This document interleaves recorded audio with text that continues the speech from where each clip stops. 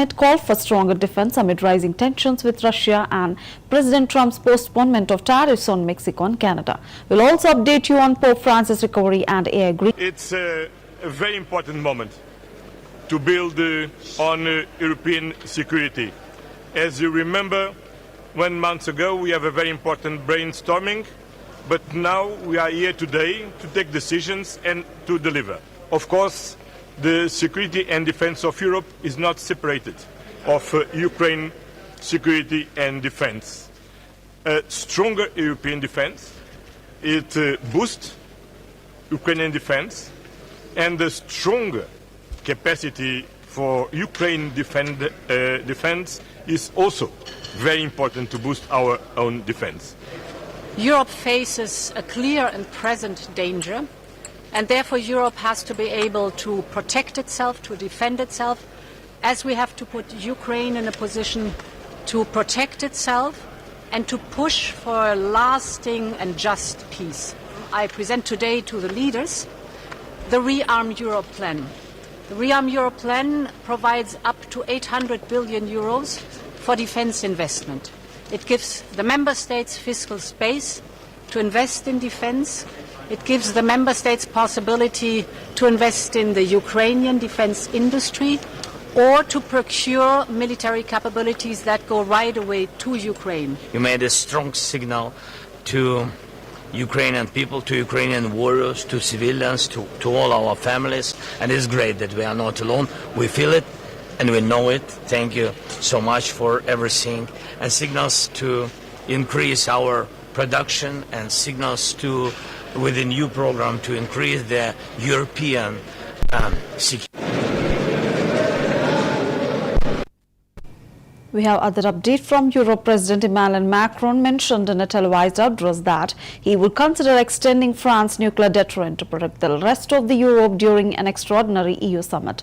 He emphasized that France, as the only nuclear-armed nation on the continent, had the most efficient army in Europe. Macron assured that decisions about the use of France's nuclear weapons would remain in the hands of his government. Durable, vérifiable, que nous avons préparé avec les Ukrainiens et plusieurs autres partenaires européens et que j'ai été défendre aux États-Unis il y a 15 jours et à travers l'Europe. Et je veux croire que les États-Unis resteront à nos côtés. Mais il nous faut être prêts si tel n'était pas le cas. Notre dissuasion nucléaire nous protège. Elle est complète, souveraine, française de bout en bout. Elle a, depuis 1964, de manière explicite, toujours joué un rôle dans la préservation de la paix et de la sécurité en Europe. Mais répondant à l'appel historique du futur chancelier allemand, j'ai décidé d'ouvrir le débat stratégique sur la protection par notre dissuasion de nos alliés du continent européen. Quoi qu'il arrive, la décision a toujours été et restera entre les mains du président de la République. Mais compte tenu de l'évolution des menaces, de cette accélération que je viens de décrire, nous aurons à faire de nouveaux choix budgétaires et des investissements supplémentaires qui sont désormais devenus indispensables. J'ai demandé au gouvernement d'y travailler le plus vite possible. Ce seront de nouveaux investissements qui exigent de mobiliser des financements privés, mais aussi des financements publics, sans que les impôts ne soient augmentés. Nous avons, dès le premier jour, décidé de soutenir l'Ukraine et de sanctionner la Russie. Et nous avons bien fait. Car c'est non seulement le peuple ukrainien qui lutte avec courage pour sa liberté, mais c'est aussi notre sécurité qui est menacée. En effet, si un pays peut envahir impunément son voisin en Europe, alors personne ne peut plus être sûr de rien. Et c'est la loi du plus fort qui s'applique. Et la paix ne peut plus être garantie sur notre continent même. La Russie du président Poutine viole nos frontières pour assassiner des opposants, manipule les élections en Roumanie, en Moldavie. Elle organise des attaques numériques contre nos hôpitaux pour en bloquer le fonctionnement. La Russie tente de manipuler nos opinions avec des mensonges diffusés sur les réseaux sociaux. Et au fond, elle teste nos limites. Elle le fait dans les airs, en mer, dans l'espace et derrière nos écrans. Cette agressivité ne semble pas connaître de frontières.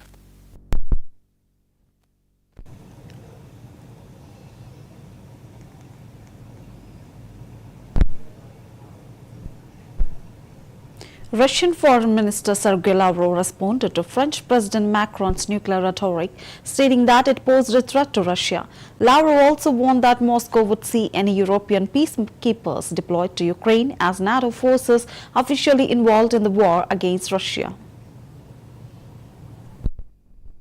России, если он нас считает угрозой, собирает встречу начальников генеральных штабов европейских стран и Британии, говорит, что необходимо использовать ядерное оружие, готовиться к использованию ядерного оружия против России, это, конечно же, угроза.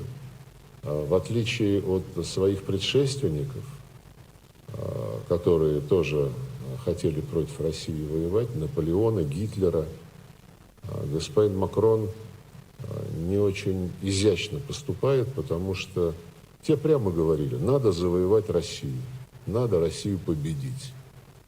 Он, видимо, хочет того же самого, но почему-то говорит, что воевать с Россией надо, чтобы она не победила Францию, что Россия создает угрозы Франции и Европе. Господин Макрон периодически заявляет так горделиво, что он позвонит Путину обязательно, поговорит с ним. У меня такие возможности есть. Никто, как говорится, не запрещает. Наоборот, президент постоянно подчеркивает свою открытость контактам со всеми своими коллегами.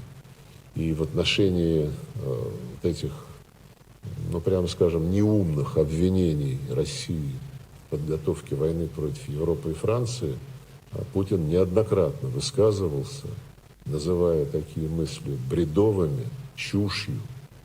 Но, наверное, для любого маломальски вменяемого человека совершенно понятно, что России это не нужно. России нужно устранить первопричины той ситуации, которую Запад создал на Украине для подавления влияния, для ведения войны против Российской Федерации. Это прежде всего расширение НАТО, и президент Трамп, его команда прекрасно понимают, что именно это было главной первопричиной. Об этом публично говорят, в то время, когда европейцы, почему-то решившие, что Соединенные Штаты предали их интересы, заявляют, замалчивают. Meanwhile, French President Emmanuel Macron met with Ukrainian President Volodymyr Zelensky during an EU summit focused on Ukraine's security. Macron called for Europe to bolster its defense capabilities.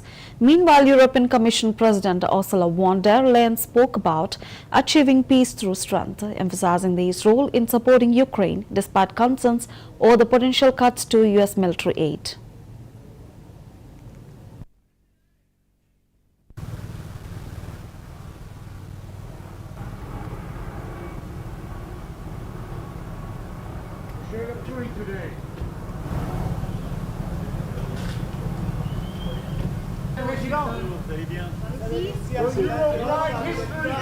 Par ici, s'il vous plaît.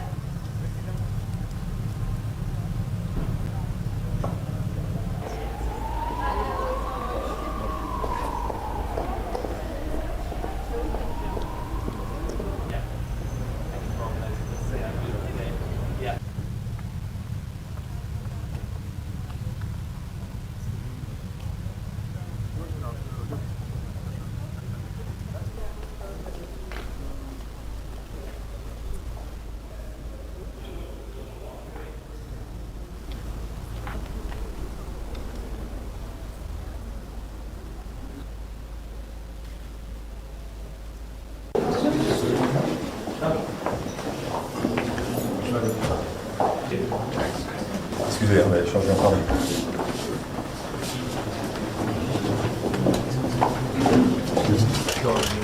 Speech was very thank you so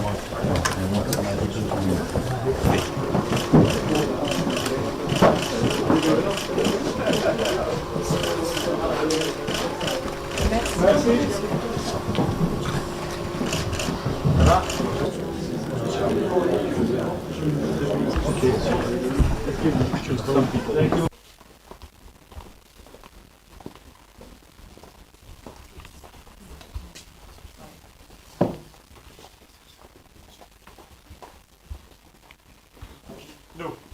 Good morning. Hello, Minister. How are you? Good to see you.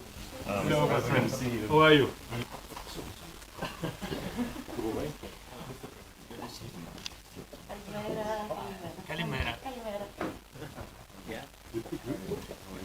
Only this word. Only this one, okay. No, Kalimera, Kalis.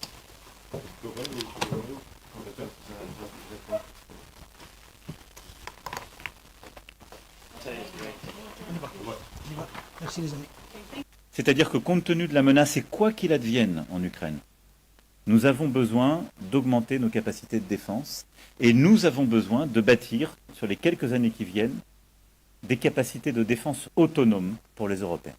En 2025, l'Union européenne fournira à l'Ukraine 30,6 milliards d'euros au titre de la facilité pour l'Ukraine et de l'initiative ERA du G7, financée par, vous le savez, les intérêts des actifs russes immobilisés. Et nous avons confirmé la disponibilité des Européens à accroître en urgence notre soutien militaire à l'Ukraine et à répondre à ses besoins les plus pressants en matériel. Ce sont maintenant des décisions qui marquent sur le plan de la défense passage à l'action. Avec l'emprunt de 150 milliards d'euros de la Commission garanti sur le budget de l'Union, les États membres pourront se voir prêter aux meilleures conditions du marché des financements qui permettront des équipements de court terme et donc de manière plus immédiate. La décision ensuite de règles plus flexibles du pacte de stabilité et de croissance permettra de libérer des investissements de défense au niveau national par les États membres. Plusieurs programmes du budget européen, notamment les fonds structurels, sont repriorisés par la Commission pour pouvoir être utilisés là aussi sur les dépenses en matière de défense. Regardons quand même avec lucidité la situation que nous vivons depuis 3 ans. Pourquoi les Européens et tous plus largement sont dans cette situation face à l'Ukraine? Parce que vous avez une puissance nucléaire qui est l'agresseur. Et donc, de manière assez légitime, l'Europe doit se poser la question de la dissuasion nucléaire pour elle-même, au sens. A peace through strength, a just and lasting peace, but a peace from a position of strength. And this is also in the interest of President Trump, to have a peace through strength. And if he wants to achieve this, it is only possible with the support of the European Union and its member states, because preconditions have to be met. We have been the ones, for example, who have secured the economic survival of Ukraine for the year 2025. We are the ones who now invest a lot in Ukrainian defense industry and are providing the military capabilities that Ukraine needs. We were the ones and are the ones who are making sure that the energy system in Ukraine survives. During the winter, we provided 1.8 gigawatt of energy to the energy system, which made it possible to go through the winter. So many examples that show how important the support of Europe is to come to a positive end, which is a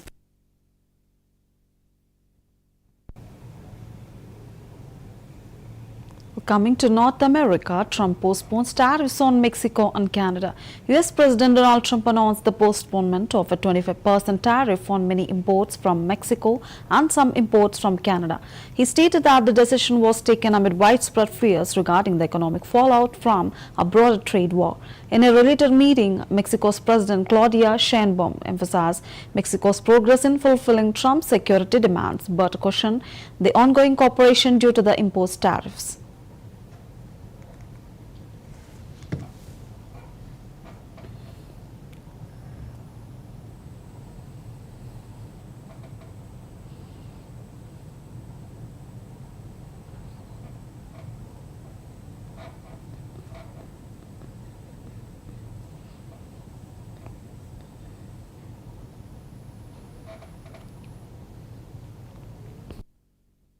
Tratado de México, Estados Unidos, Canadá.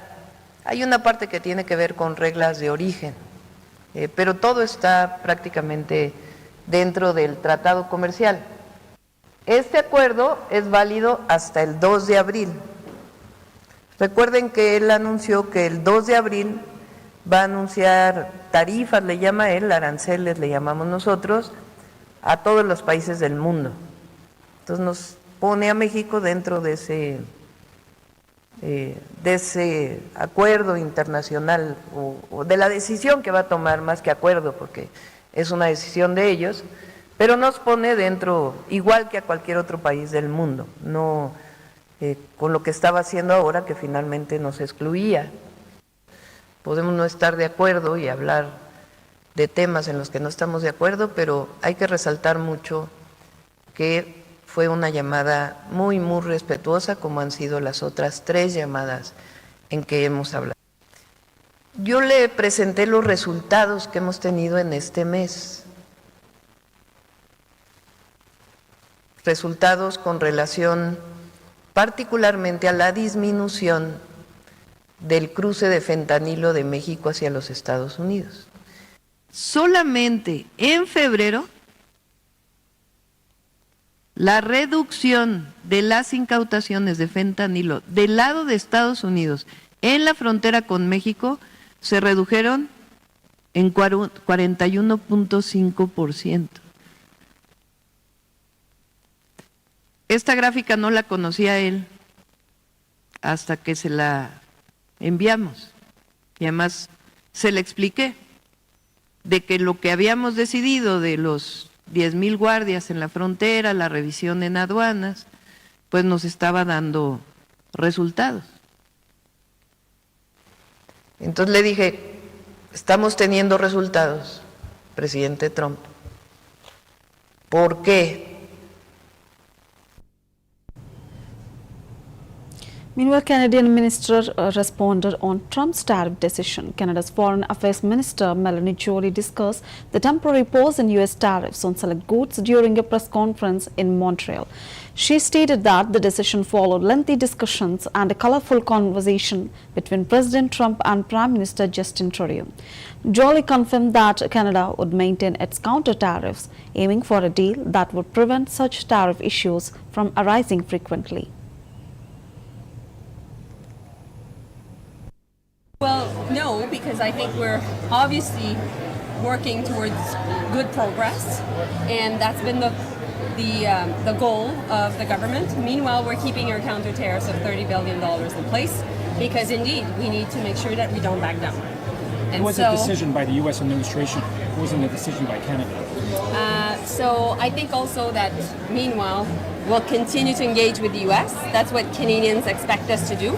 But my message to all Canadians watching us right now is we need to continue to stand united and stand strong. We need to continue to make sure that we buy local, that we make local, and that we need to make sure that we work together to get rid of all the commercial barriers between provinces and territories, because that's how we will be able to continue to stand strong. That's the goal. When was the decision made to pause the second round? I mean, at what point of the day? We saw lots of moving parts. Was it after Trump's Oval Office comments, before? So, a couple of things. There's been a lengthy conversation, a colorful one, that happened between Prime Minister Trudeau and President Trump. After that, I had a conversation with Secretary Rubio. After that, also the Minister of Finance, Dominic LeBlanc, and the Secretary to Commerce, Howard Lutnick, had many conversations together.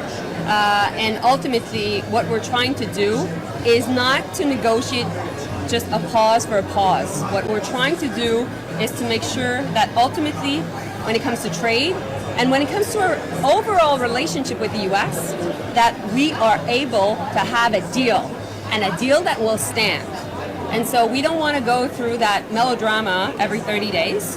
That's why we're keeping our tariffs. We're making sure to put pressure on American businesses in key Republican states to put pressure on the Trump administration. Because meanwhile, we know that the American public don't want any tariffs, understand that President Trump is actually imposing a tax on them, and that's why, through that pressure, we'll be able ultimately to have the right deal for Canadians. Well, I think that my job as the head of the Canadian diplomacy is to find a way to have off-ramps, and I've been working on that along with the Minister of Finance. But meanwhile, we cannot be under this threat, this uncertainty, and dealing with this chaos every single day or every 30 days. So that's why we want to make sure that we constructively engage, but fundamentally we're defending our jobs, we're defending our way of life, and we're defending our sovereignty. And if they put anything else than only trade on the table, we'll fight back. You had said on CNN that Canadians feel disrespected. Prime Minister Justin Trudeau became emotional while announcing that his government had reached a deal on childcare with 11 out of 13 provinces and territories. On a personal level, I've made sure that every single day in this office, I put Canadians first, that I have people's backs. And that's why I'm here to tell you all that we got you. Even in the very last days of this government, we will not let Canadians down today and long into the future. Because in the past few weeks, we've been working with our provincial and territorial partners to make sure that families can rely on this system, not just for years to come, but will allow this system to lock in, to become something that no government, a year from now, 5 years from now, 20 years from now, could ever go back on. And it's hard to do, because there is nothing one government can't do that can't be undone by the following government. Unless Canadians are very clear on the need to keep this going. So we are going to make sure that more Canadians over the coming years understand that childcare is a foundational building block of what it means to be Canadian, like health care or social programs or cheering at a Canadian anthem. Today, we have great news to share. We've reached a deal with 11 of 13 provinces and territories to extend current early learning and childcare agreements until March 2031. On a personal level, I've made sure that every single day in this office, I put Canadians first, that I have people's backs. And that's why I'm here to tell you all that we got you. Even in the very last days of this government, we will not let Canadians down today and long into the future. Because in the past few weeks, we've been working with our provincial and territorial partners to make sure that families can rely on this system, not just for years.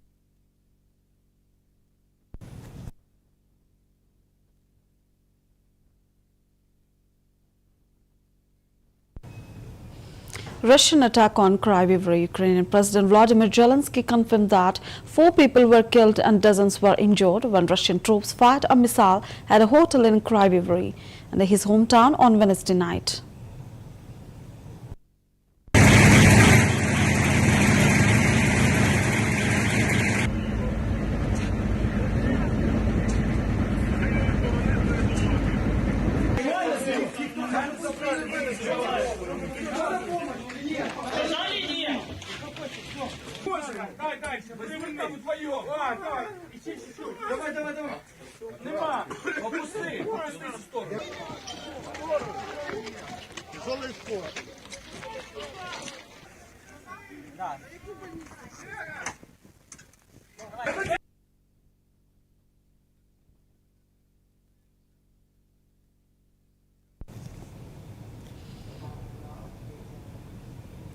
Pope Francis recorded an audio message expressing gratitude for the prayers he received for his recovery. This message was the first public update from the 80-year-old Pope since his hospitalization 3 weeks ago for double pneumonia. Prima di iniziare tutta la preghiera, mi hanno chiesto di condividere con tutti voi una bellissima notizia, un bel dono, e questo il Santo Padre ci ha inviato per noi che siamo qui e per tutti nel mondo, tante persone, cattolici, cristiani, donne e uomini di buona volontà che gli sono vicini che pregano per lui. Un saluto con un audio che ascoltiamo della sua voce adesso. Agradezco de todo corazón las oraciones que hace por mi salud desde la plaza. Los acompaño desde acá. Que Dios los bendiga.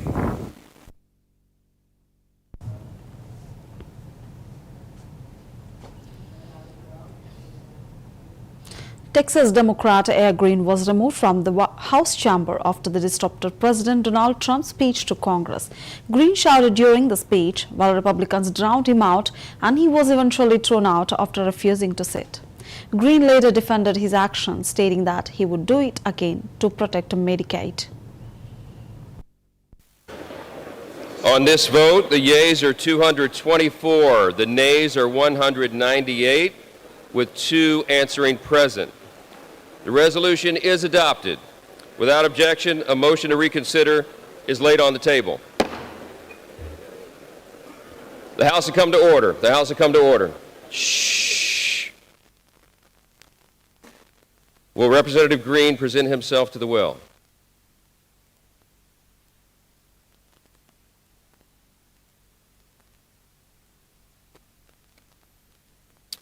By its adoption of House Resolution 189, the House has resolved that Representative Al Green be censured, that Representative Al Green forthwith present himself in the well of the House of Representatives for the pronouncement of censure, and that Representative Al Green be censured with public reading of this resolution by the Speaker.